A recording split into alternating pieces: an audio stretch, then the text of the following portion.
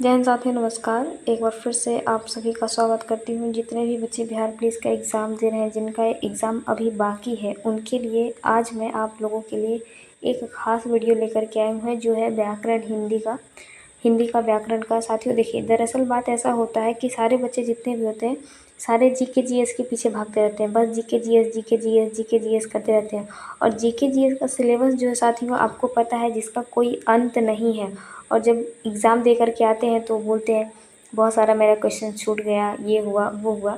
तो देखिए, बात ऐसा है कि जीके जीएस का तो पोर्शन बहुत ज़्यादा भारी रहता है, इसका वज़न ज़्यादा रहता है उसमें। लेकिन हमें क्या करना है, उन सारी चीज़ों को भी ध्यान में रखते हुए चलना है जहाँ से हमारा मार्क्स गेन हो। तो आपका मार्क्स गेन कहाँ से होगा फ्रेंड्स? देखिए, हिंदी जो है बहुत ही ज़्यादा कठिन सब्जेक्ट नहीं है। जितने भी लगभग जो बच्चे बिहार पुलिस का एग्ज़ाम देते हैं, उनमें से मैक्सिमम जो होते हैं वो हिंदी भाषी होते हैं।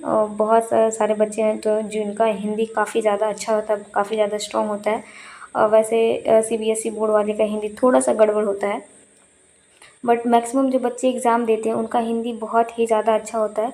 और क्या कर सकते हैं आप, यहाँ से बहुत अच्छा मार्क्स गेन कर सकते हैं यदि आप यह वीडियो बिना स्किप किए हुए पूरा देख लेते हैं फ्रेंड्स। तो अगर आपके एग्ज़ाम में व्याकरण से कम तो 5 से 6 सवाल आते हैं, और 5 से 6 मार्क्स फ्रेंड्स एग्ज़ाम में बहुत ही ज़्यादा मायने रखता है। तो आप यहाँ से एक छोटा सा पार्ट पढ़ के भी बहुत अच्छा मार्क्स गेन कर सकते हैं। तो आज इस वीडियो में क्या क्या पढ़ेंगे दोस्तों? आज तो इस वीडियो में पढ़ेंगे हम लोग व्याकरण का वर्ण, भाषा, काल, संज्ञा, वर्णमाला और सर्वनाम। इस पार्ट में पढ़ेंगे। बाकी जो व्याकरण का पार्ट है वो अगले पार्ट में पढ़ेंगे। तो चलिए, बिना किसी देरी के हुए आज का ये वीडियो स्टार्ट करते हैं। यदि आप इस चैनल पर नए हैं तो प्लीज़ चैनल को सब्सक्राइब कर लेंगे, और नेक्स्ट वीडियो का नोटिफिकेशन के लिए जो बेल आइकन है उसको भी ज़रूर प्रेस करेंगे, ताकि नेक्स्ट आने वाले वीडियो का नोटिफिकेशन आपके पास समय से मिलता रहे। तो चलिए, आज का यह वीडियो शुरू करते हैं।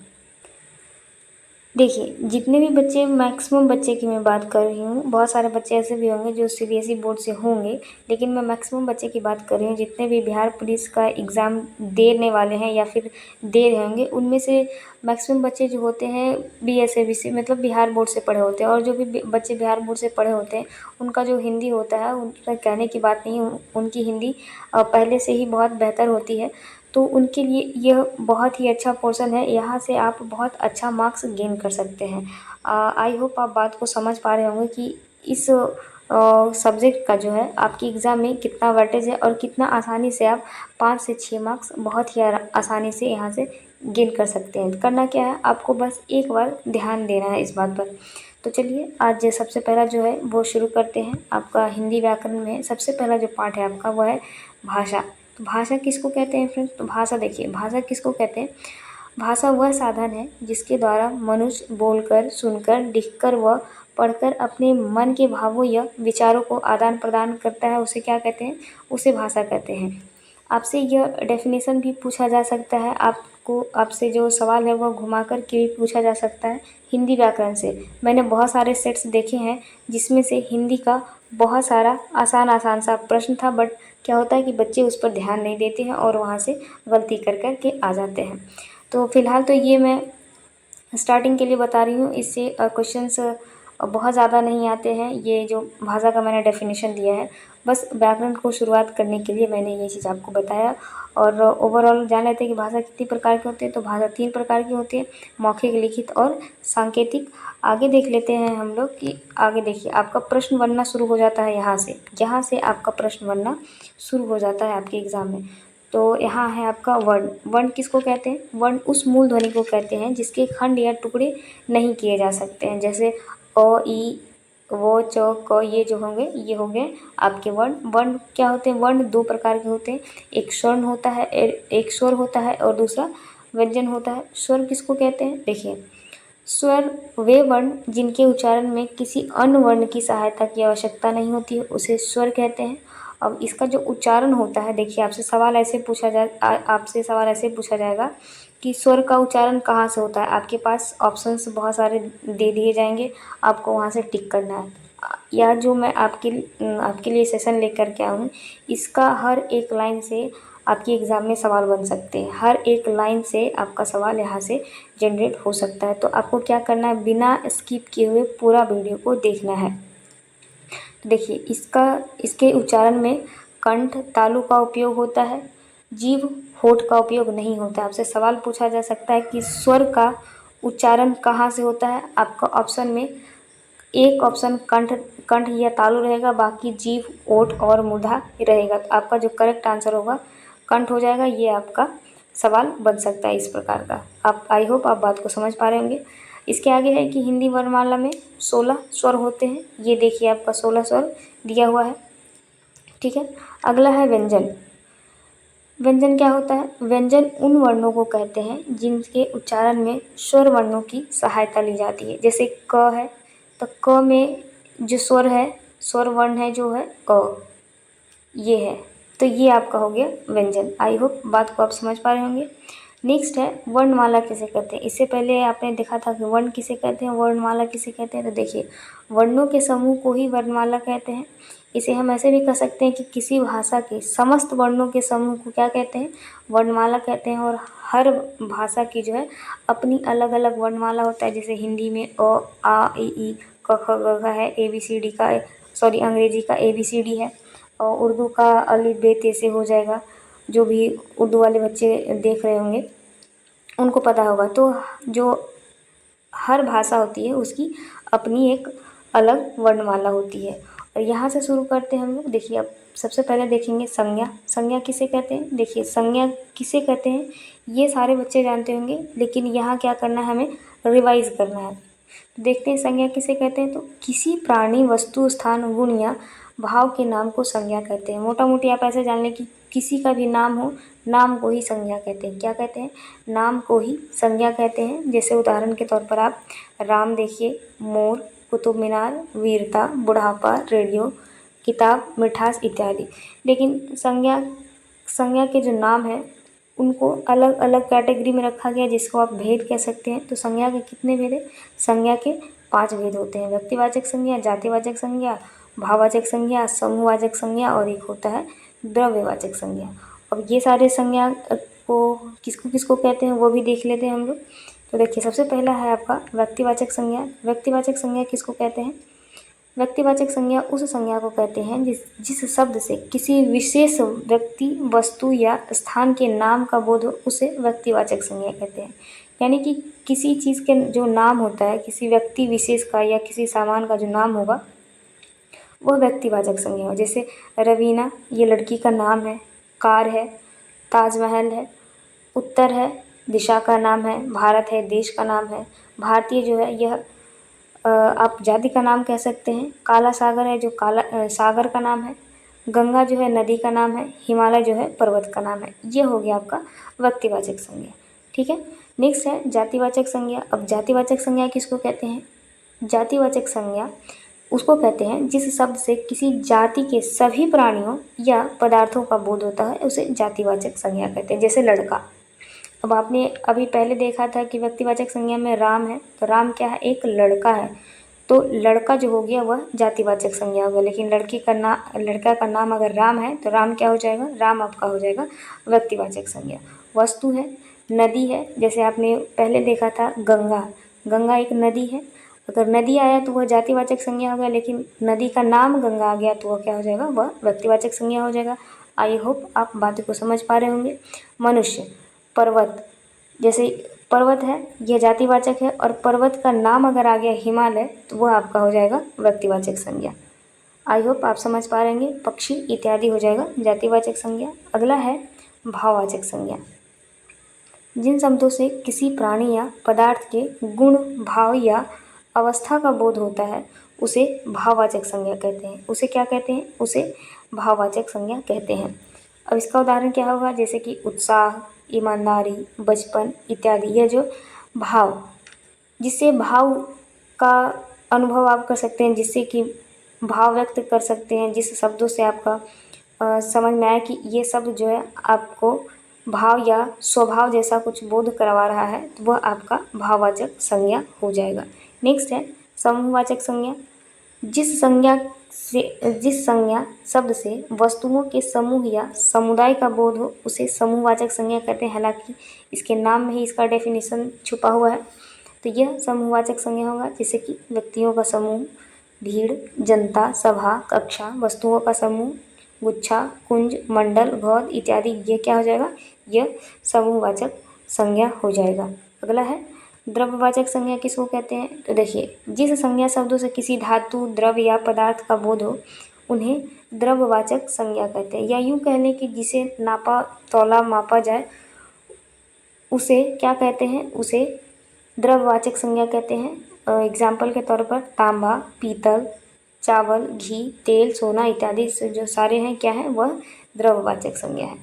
अब देखिए, आपके एग्ज़ाम में सवाल कैसे आएगा? सवाल ऐसे आएगा कि जातिवाचक संज्ञा है, जातिवाचक संज्ञा से भाववाचक संज्ञा में आपको बदलना है। तो आपसे सवाल ये पूछा जाएगा कि देखिए, फॉर एग्जांपल आपका है कि स्त्री का भाववाचक संज्ञा क्या होगा? तो स्त्री का भाववाचक संज्ञा क्या हो जाएगा? स्त्रीत्व हो जाएगा।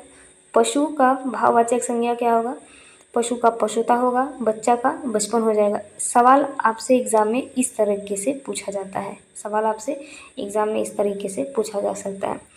और फ्रेंड्स, यदि आप एग्ज़ाम देने वाले हैं, आपका एग्ज़ाम होने वाला है, तो चैनल पर आप प्रीवियस ईयर क्वेश्चंस का वीडियो बहुत सारा पड़ा हुआ है, आप वहाँ से उसका भी देख सकते हैं। आपको ओवरऑल आइडिया लग जाएगा कि एग्ज़ाम में कैसे प्रश्न पूछे जाते हैं। आपका फुल सॉल्यूशन के साथ वहाँ पर वीडियो पड़ा हुआ है, आप वहाँ पर इसको भी जा कर के देख सकते हैं। यदि आपका इसका PDF चाहिए फ्रेंड्स, तो आप कमेंट्स करके बताएं, या फिर डिस्क्रिप्शन में लिंक दिया गया है टेलीग्राम का, आप वहाँ पर चैनल ज्वाइन करके इसका PDF भी डाउनलोड कर सकते हैं। नेक्स्ट देखिए, आपका क्या है?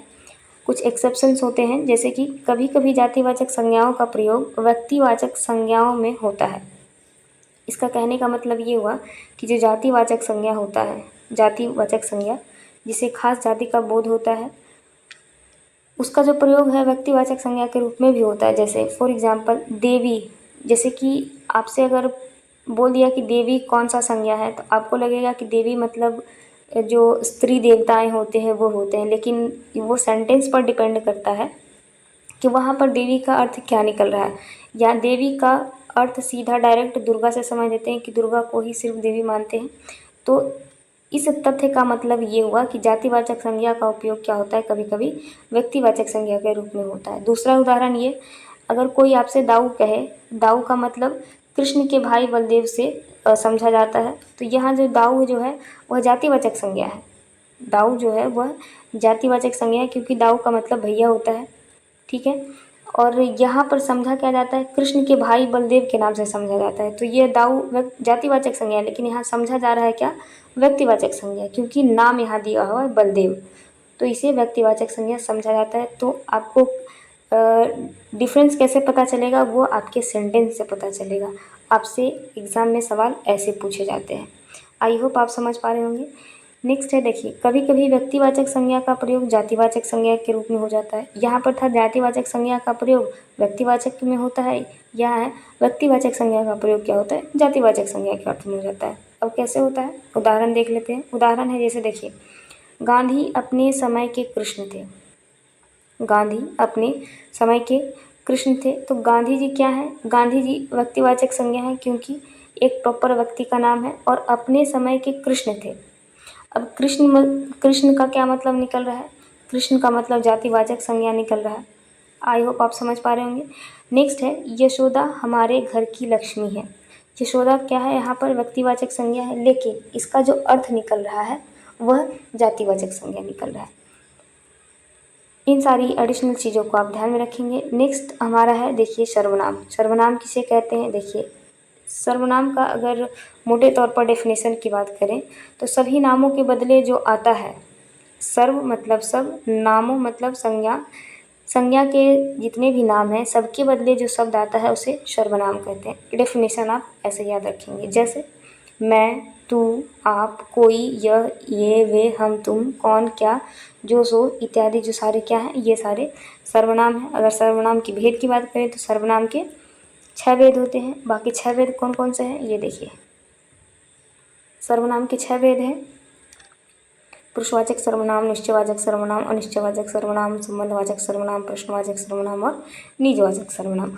अब बाकी जो है सारे का अलग अलग डेफिनेशन देख लेते हैं। जैसे देखिए, यहाँ है पुरुषवाचक सर्वनाम। पुरुषवाचक सर्वनाम किसे कहते हैं? देखिए, बोलने वाले, सुनने वाले तथा जिसके विषय में बात होती है उनके लिए प्रयोग किए जाने वाला सर्वनाम पुरुषवाचक सर्वनाम कहलाते हैं। जैसे मैं आता हूँ, यहाँ मैं हो गया, तुम जाते हो, यहाँ तुम हो गया, वह भागता है, यहाँ वह हो गया। ये सारे क्या आते हैं, ये सारे जो हैं एक वह पुरुषवाचक सर्वनाम में आते हैं। और पुरुषवाचक सर्वनाम के भी भेद हैं, ये 3 प्रकार के होते हैं, उत्तम पुरुष, मध्यम पुरुष और अन्य पुरुष। अब देखिए, उत्तम पुरुष किसको कहते हैं, जिन सर्वनामों का प्रयोग बोलने वाला अपने लिए करता है। जिस अपने लिए जिस सर्वनाम का प्रयोग करता है, अपने नाम के बदले जिस शब्द का प्रयोग करता है उसे उत्तम पुरुष कहते हैं। जैसे मैं, हमारा, हम, मुझको, हमारी, मैंने, मेरा, मुझे आदि, ये सारा क्या हो गया, ये सारे उत्तम पुरुष हो गए। नेक्स्ट है मध्यम पुरुष।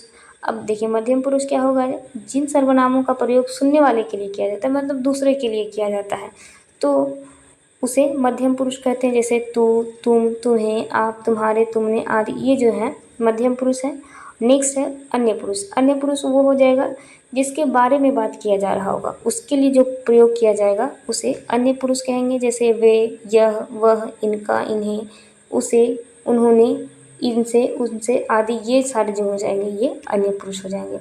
अब दूसरा जो सर्वनाम का भेद है वह है निश्चयवाचक सर्वनाम, जहाँ की यहाँ देखिए आप शब्द में ही आपका डेफिनेशन समझ में आ जाएगा। निश्चयवाचक सर्वनाम, जो सर्वनाम शब्द किसी निश्चित व्यक्ति, वस्तु अथवा घटना की ओर संकेत करके बताए उसे क्या कहेंगे, उसे निश्चयवाचक सर्वनाम कहेंगे। जैसे यह, वह, ये, वे, ये सारे क्या हैं, ये निश्चयवाचक सर्वनाम है।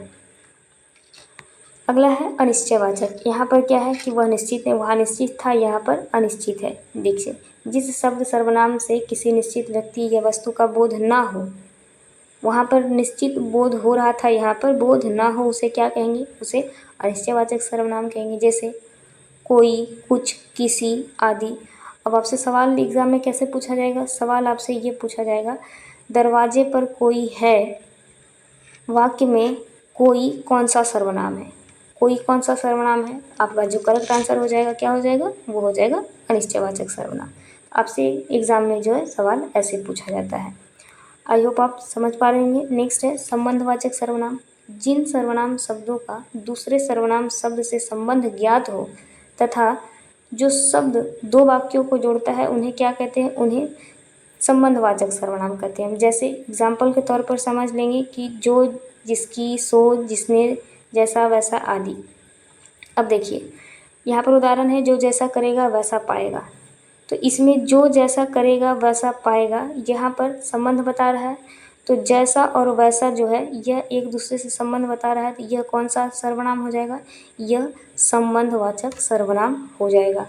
अगला है आपका प्रश्नवाचक सर्वनाम। जैसा कि नाम से ही आप समझ पा रहे होंगे, प्रश्नवाचक सर्वनाम, प्रश्न करने के लिए जिस सर्वनाम का प्रयोग किया जाएगा उसे प्रश्नवाचक सर्वनाम कहेंगे। जैसे में कौन, क्या, किसने आदि। अब है कि दरवाजे पर कौन खड़ा है, दरवाजे पर कौन खड़ा है, तो यहाँ पर कौन क्या हो जाएगा, कौन हो जाएगा प्रश्नवाचक सर्वनाम।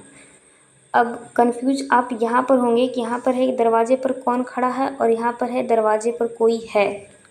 समझ पा रहे हैं, वहाँ पर सवाल नहीं पूछा जा रहा था, वहाँ पर अनुमान लगा रहा था कि कोई है, और यहाँ पर पूछ रहा है कि कौन है। कंफ्यूज नहीं होना है, यहाँ पर कंसेप्ट को समझना है, ठीक है। नेक्स्ट है निजवाचक सर्वनाम। जिन सर्वनाम शब्दों का प्रयोग कर्ता के साथ अपनेपन का ज्ञान कराने के लिए किया जाए उन्हें निजवाचक सर्वनाम कहते हैं। जैसे अपने आप, निजी या खुद या स्वयं कह सकते हैं इसे, स्वयं, तो यह क्या हो जाएगा, निजवाचक सर्वनाम होगा। जैसे ईश्वर भी उन्हीं का साथ देता है जो अपनी मदद आप करता है, तो यह जो अपने आप जो है यह कौन सा सर्वनाम है, यह निजवाचक सर्वनाम है, यह जो है वह निजवाचक सर्वनाम है। अगला है आपका कारक। देखिए कारक, यह बहुत ही इंटरेस्टिंग टॉपिक है। कारक देखते हैं, कारक किसको कहते हैं। देखिए संज्ञा अथवा सर्वनाम को क्रिया से जोड़ने वाले चिन्ह अथवा परसर्ग ही कारक कहलाते हैं। जैसे रामचंद्र जी ने खारे जल के समुद्र पर बंदरों से पुल बंधवा दिया। तो देखिए अब ये संज्ञा और सर्वनाम को संज्ञा और सर्वनाम की क्रिया को क्या कर रहा है, जोड़ने का काम कर रहा है। और कौन जोड़ रहा है, देखिए रामचंद्र जी ने खारे जल के, तो ये जो ने है यह जोड़ने का काम कर रहा है। खारे जल के समुद्र पर, के समुद्र पर पुल बंदरों से क्या किया, पुल बांध दिया। तो ये जो ने के से सारे दिख रहे हैं, ये क्या है, यही कारक है, यही क्या है, कारक है, इसे ही कारक कहते हैं। अब कारक जो कितने हैं, कारक कुल कारक जो है वह 8 है। आप यहाँ देख पा रहे होंगे कारक कितने हैं। कारकों की जो संख्या है वह 8 होती है। कौन सी है, कर्ता, कर्म, करण, संप्रदान, अपदान, संबंध, अधिकरण, संबोधन। इसके जो विभक्ति होते हैं, कन्फ्यूज यहाँ होते हैं, और याद इसी को करना है। याद कैसे करना है, ये देखिए। कर्ता का जो विभक्त है वह क्या है, ने। कर्ता ने कर्म को करण से, संप्रदान के लिए, अपदान से, संबंध संबंध के, अधिकरण में क्या किया, संबोधन किया। संबोधन कैसे किया, रे अरे हो करके संबोधन किया। आइए बारी बारी से इसका डिफिनेशन भी देख लेते हैं। पहला है कर्ता कारक। क्रिया को करने वाला क्या कहलाता है, कर्ता कारक कहलाता है। क्रिया को करने वाला क्या कहलाता है, कर्ता कहलाता है। और इसका जो विभक्ति है वह क्या है, ने। आपसे अगर आप सवाल पूछते हैं ये काम किया, ठीक है, क्रिया करने वाला करता हुआ, तो काम किया किसने किया, काम किया किसने किया, आपका ने हो गया। और ये जो ने विभक्त है वह किसका है, कर्ता का है। काम किया, आपसे आपको सवाल करना है किसने किया, तो ये जो ने हो गया यह कर्ता कारक का विभक्त हो गया। इस तरीके से आप याद रख सकते हैं। नेक्स्ट है कर्म कारक। देखिए कर्म कारक है, वाक्य में क्रिया का फल जिस पर पड़ता है उसे कर्म कारक कहते हैं। क्या कहते हैं, वाक्य में क्रिया का फल जिस पर पड़ता है उसे कर्म कारक कहते हैं। एक तो काम किया, दूसरा कर्म कारक क्या होगा, जिस पर काम का जो है असर हुआ वह हो गया कर्म कारक। इसका विभक्ति क्या हो जाएगा, इसका विभक्ति हो जाएगा को। इसका विभक्ति क्या हो जाएगा, को। जैसे कि माँ बच्चे को सुला रही है, तो बच्चे पर इसका प्रभाव पड़ रहा है। बच्चे पर किसको सुला रही है, किसको सुला रही है, बच्चे को सुला रही है। तो ये को इसका विभक्त हो गया, और यह जो कारक हो गया क्या हो गया, कर्म कारक हो गया। इस तरीके से आप याद रख सकते हैं। अगला है करण कारक। करण कारक, ये देखिए जिस वस्तु की सहायता से या जिसके द्वारा कोई काम किया जाता है उसे करण कारक कहते हैं।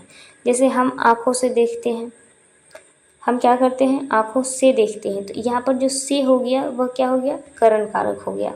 अगला है संप्रदान कारक। अब जिसके लिए कुछ किया जाए या जिसको कुछ दिया जाए, इसको बोध करवाने वाले शब्द के रूप को क्या कहते हैं, संप्रदान कारक कहते हैं। इसकी जो विभक्ति होती है वह को और के लिए होती है, दो होती है, को होती है और के लिए होती है। फॉर एग्जाम्पल देखिए, शिष्य ने अपने गुरु के लिए सब कुछ दिया, तो ये के लिए हो गया। गरीब को धन दीजिए, ये जो को हो गया यह क्या हो गया, संप्रदान कारक हो गया। अगला है आपका अपदान कारक। ये देखिए अपदान कारक है। अपदान कारक किसको कहते हैं, संज्ञा के जिस रूप से किसी वस्तु के अलग होने का भाव प्रकट होता है उसे क्या कहते हैं, उसे अपदान कारक कहते हैं। ठीक है, इसका विभक्ति क्या हो जाएगा, इसका विभक्ति से हो जाएगा। जैसे दूल्हा घोड़े से गिर गया, क्या हुआ, अलग होने की भाव को जब प्रकट करेगा उसे अपादान कारक कहेंगे। अलग होने का भाव अपादान कारक। ठीक है, जैसे दूल्हा घोड़े से गिर गया, यहाँ पर क्या हुआ, दूल्हा और घोड़े में क्या हुआ, संबंध विच्छेद हुआ, दोनों वस्तु एक दूसरे से अलग हो गए। तो यहाँ पर से, यह जो है से अपादान कारक हो गया। से जो क्या हो गया, अपादान कारक हो गया। आप याद रखेंगे आई होप। नेक्स्ट है संबंध कारक। संज्ञा या सर्वनाम के जिस रूप से किसी अन्य शब्द के साथ संबंध या लगाव प्रतीत हो उसे संबंध कारक कहते हैं। तो जैसे देखिए इसकी विभक्ति क्या है, इसकी विभक्ति है का, की और के। जैसे सीता का भाई राम आया, तो ये जो का है ये संबंध बता रहा है सीता का भाई, सीता का उसके भाई से संबंध बता रहा है, तो ये क क्या हो जाएगा, यह हो जाएगा संबंध कारक। आपको क्या करना है, जो सेंटेंस दिया रहेगा, जो वाक्य दिया रहेगा उसको ध्यान से पहले पढ़ना है, उसके पश्चात ही उसका आंसर करना है, क्योंकि सारी जो आंसर्स हैं उसके सवालों में ही छुपा रहेंगे। नेक्स्ट है अधिकरण कारक। क्रिया या आधार को सूचित करने वाली संज्ञा या सर्वनाम के स्वरूप को ही अधिकरण कारक कहते हैं। इसकी विभक्ति क्या होती है, में और पर होती है। ये आधार मतलब बेस, जिस अगर कोई चीज़ नीचे है उसके ऊपर ही तो कुछ रखा जाएगा ना, तो ये जो बेस हो गया, बेस पर ही कुछ रखा जाएगा। आप इस तरीके से याद रख सकते हैं कि बेस पर अगर कुछ रखा जाए, तो पर मैंने इसलिए बताया क्योंकि इसकी विभक्ति जो है यह पर है। तो क्रिया या आधार को सूचित करने वाली संज्ञा या सर्वनाम के रूप को क्या कहेंगे, अधिकरण कारक कहेंगे। इसका जो विभक्ति है में और पर है। जैसे मोहन मैदान में खेल रहा है, तो में क्या हो गया, मैदान क्या हो गया, इसका बेस हो गया, में इसका क्या हो गया, अधिकरण कारक हो गया। अगला है आपका संबोधन कारक। ये देखिए संबोधन कारक है, संज्ञा के जिस रूप से किसी के पुकारने या संकेत करने का भाव पाया जाता है। हालांकि यहाँ आप शब्द से ही समझ पा रहे होंगे, उसे क्या कहेंगे, उसे संबोधन कारक कहेंगे। इसका जो विभक्ति होता है अरे, हे इत्यादि होता है। जैसे फॉर एग्जाम्पल हे भगवान, तो इसमें जो हे हो गया वह क्या हो गया, संबंध कारक हो गया है। अगला है आपका काल। अब हिंदी का जो काल है, इंग्लिश वाला टेंस तो आप बहुत आसानी से समझ जा रहेंगे, लेकिन हिंदी में जो काल है, इसके जो शब्द हैं थोड़े से अटपटे लगेंगे, लेकिन पढ़ना है क्योंकि इससे सवाल आते हैं। काल है, काल किसको कहते हैं, क्रिया के जिस रूप से कार्य करने या होने के समय का ज्ञान हो उसे क्या कहते हैं, उसे काल कहते हैं। जैसे बच्चे खेल रहे हैं, मैडम पढ़ा रही है, तो यहाँ पर क्या हो रहा है, कुछ हो रहा है, तो कब हो रहा है उस समय का अगर ज्ञान हो तो उसे क्या कहते हैं, उसे काल कहते हैं। और काल के कितने भेद हैं, काल के 3 भेद हैं, वर्तमान काल, भूतकाल और भविष्यत काल, जिसको इंग्लिश में आप प्रेजेंट टेंस, पास्ट टेंस और फ्यूचर टेंस कहेंगे। बारी बारी से हिंदी में देखेंगे क्योंकि आपका सब्जेक्ट हिंदी है और हिंदी से ही प्रश्न आते हैं, इंग्लिश में नहीं आएंगे, ठीक है। तो हिंदी का शब्द आपको ध्यान में देना है। पहला है वर्तमान काल। वर्तमान काल किसे कहेंगे, क्रिया के जिस रूप से वर्तमान में चल रहे समय का बोध होता है उसे वर्तमान काल कहते हैं। वर्तमान काल में तो किसी को भी कोई दिक्कत नहीं होगी। वर्तमान काल के जो भेद होते हैं, दिक्कत वहाँ से शुरू होती है। समझ पा रहे हैं आप।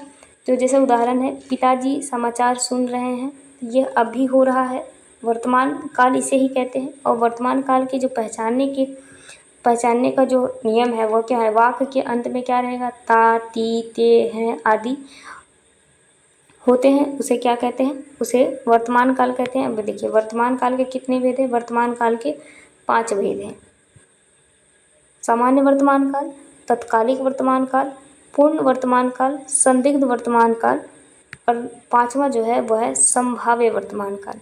संभाव्य वर्तमान काल आपको बताया जाएगा कि आप चीज़ों को आसानी से कैसे याद रख सकते हैं। देखिए पहला है सामान्य वर्तमान काल। सामान्य वर्तमान काल मतलब क्रिया का वह रूप जिससे क्रिया का वर्तमान में होना पाया जाए। जैसे कि अभी, वह सामान्यतः वर्तमान काल कहलाता है। जैसे वह क्या है, वह आता है, वह देखता है, तो इस क्रिया को क्या कहेंगे, इसे सामान्य वर्तमान काल कहेंगे। इसे क्या कहेंगे, इसे सामान्य वर्तमान काल कहेंगे। अभी आपने देखा कि जिस सेंटेंस के अंत में ता है, ती है इत्यादि रहे, वह वर्तमान काल हो जाएगा। एक बार फिर से देख लेते हैं कि क्रिया का वह रूप जिससे क्रिया का वर्तमान में होना पाया जाए, ठीक है, उसे सामान्य वर्तमान काल कहेंगे। दूसरा है तत्कालिक वर्तमान काल। इससे यह पता चलता है कि क्रिया वर्तमान में हो रही है। तत्कालिक मतलब अभी जो है वही कंटिन्यू अभी चल रही है, ना आगे ना पीछे, एकदम जब वो बोल रहा है उसी समय वह क्रिया हो रही है। ये आप ऐसे समझ सकते हैं, जब वो आपको बता रहा है किसी के बारे में उसी समय वह क्रिया हो रही होती है, कंटिन्यू रहती है। आई होप समझ पा रहे होंगे। जैसे वह जा रहा है, मैं पढ़ रहा हूँ, मैं पढ़ा रही हूँ, तो ये आपका क्या हो गया, तत्कालिक मतलब तुरंत हो रहा है वह, तो ये तत्कालिक वर्तमान काल हो गया। हिंदी के जो शब्द हैं उसको आपको ध्यान रखना है, कन्फ्यूज्ड आप यहीं पर होंगे।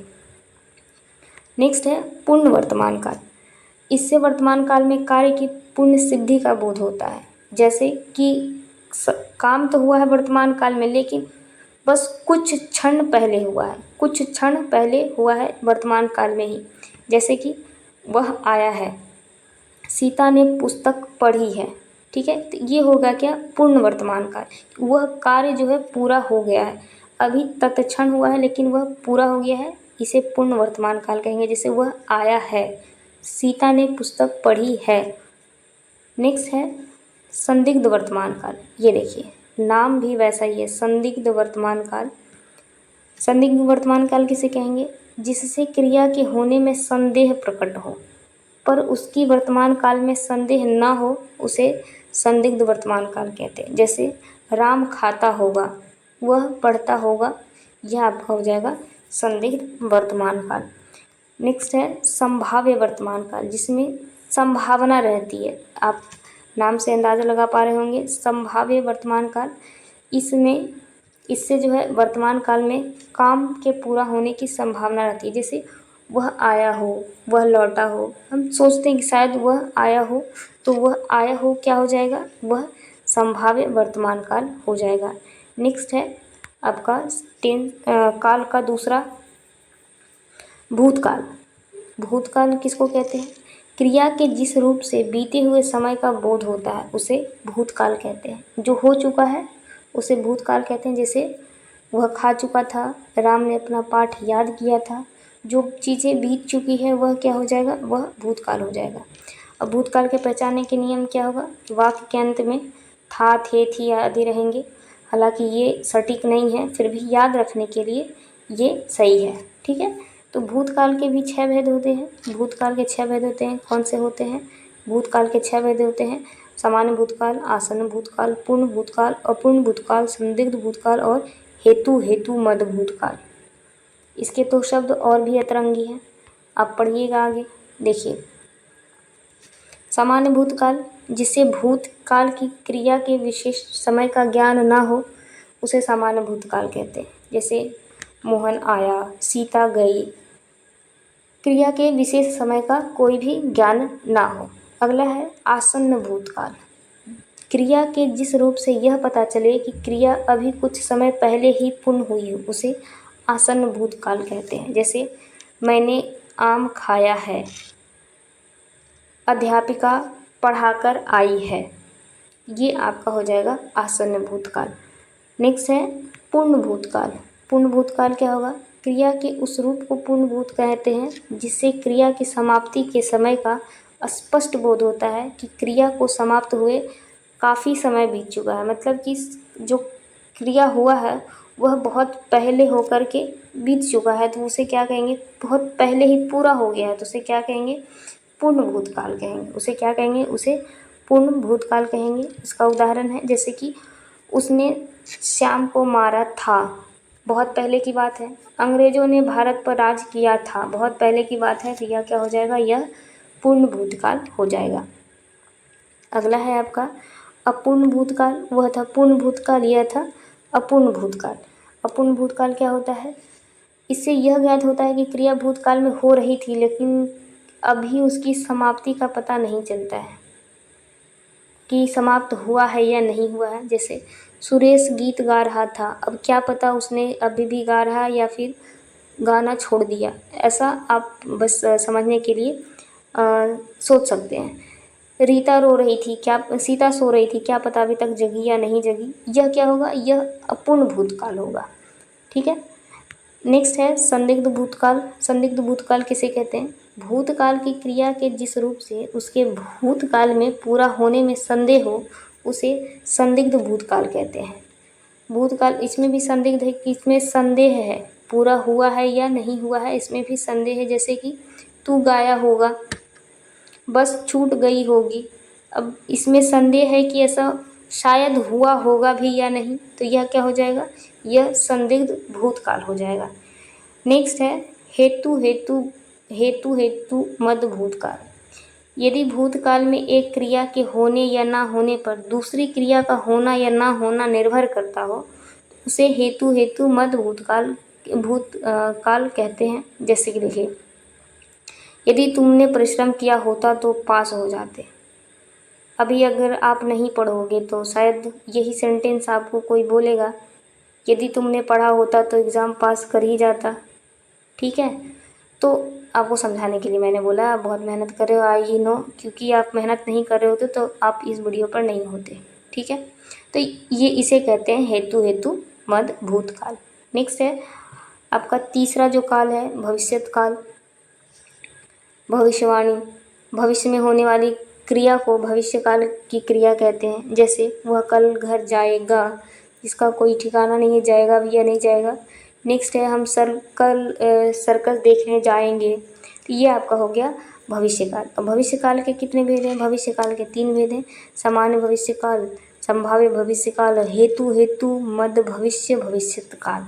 ठीक है, तो देखिए सबसे पहला जो है सामान्य भविष्यकाल क्या है? क्रिया के जिस रूप में उसके भविष्य में सामान्य ढंग से होने का पता चलता है उसे सामान्य भविष्यकाल कहते हैं। जैसे बच्चे कैरम बोर्ड खेलेंगे, वह घर जाएगा, यह हो गया आपका सामान्य भविष्यत काल। नेक्स्ट है संभाव्य भविष्यकाल, क्रिया के जिस रूप से उसके भविष्य में होने की संभावना का पता चलता है उसे संभाव्य भविष्यकाल कहते हैं। मतलब यहाँ संभावना है कि भविष्य काल में ऐसा होगा। जैसे फॉर एग्जाम्पल, शायद चोर पकड़ा जाए, परीक्षा में शायद मुझे अच्छे नंबर प्राप्त हों, तो ये भविष्यकाल की संभावना है कि ऐसा हो सकता है। ठीक है, नेक्स्ट है आपका हेतु मध्य भविष्यत भविष्यकाल। इसमें एक क्रिया का होना दूसरी क्रिया के होने पर निर्भर करता हो। जैसे कि आपने अभी थोड़ी देर पहले देखा हेतु मध्य भूतकाल, जैसे एक क्रिया का दूसरी क्रिया पर निर्भर होता है, उसी तरह इसमें भी है भविष्यत काल में। जैसे वह आए तो मैं जाऊं, वह कमाए तो मैं खाऊं, यह आपका हो गया हेतु मध्य भविष्यत काल। आई होप फ्रेंड्स आज का जो हिंदी का व्याकरण का जो आज का सेशन है आपको अच्छा लगा होगा। यदि आपको अच्छा लगा तो लास्ट में कमेंट्स करके ज़रूर बताएं। वीडियो को भी लाइक करते हुए चलें।